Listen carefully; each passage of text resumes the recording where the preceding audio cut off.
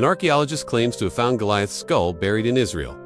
In 2020, an archaeologist named Sargon of Troy uploaded a video claiming that he had found the skull of the biblical giant Goliath. The Bible tells the story of a young shepherd named David who slew the giant Goliath with a stone and a slingshot. In the archaeological record, there are multiple references to the Goliaths, a race of tall, fierce warriors from Gath, and many believe that this is evidence enough that Goliath really existed. But as of right now, we have no physical remains that can be definitively linked to the biblical figure. However, that may all change after a recent discovery made by an Israeli archaeologist.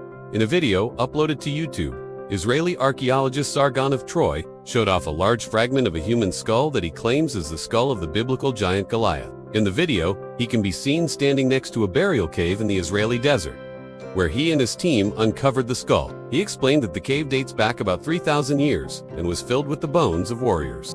According to Sargon, the skull is at least 1,000 years older than any other human remains ever found in the area. The Bible tells us that Goliath's body was left unburied, and that birds and animals picked the bones clean. It is for this reason that Sargon believes that the skull was not originally placed in the cave, but was instead tossed in carelessly by. If this is true, then it would explain why the skull was in such poor condition when they found it. As Sargon says, "If it were me, I would have buried it with honors." But these are just the bones that were lying around the cave. To be honest, given how big Goliath was, I doubt anything was going to be big enough to bury him with.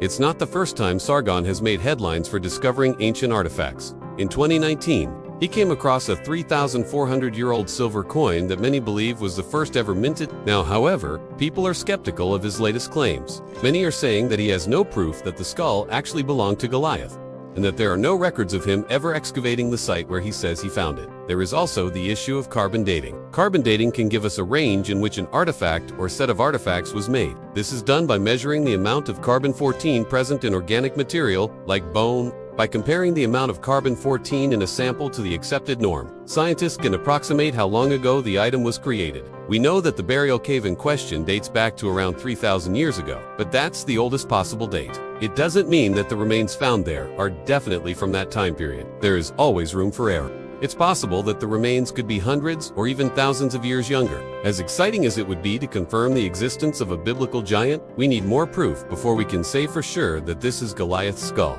Carbon dating of the skull itself will tell us how old the remains are, but unless we can link the remains to Goliath somehow, we can only speculate. Maybe one day we'll find more evidence that confirms Sargon's discovery. Until then, we won't know for sure if the biblical giant has finally been found.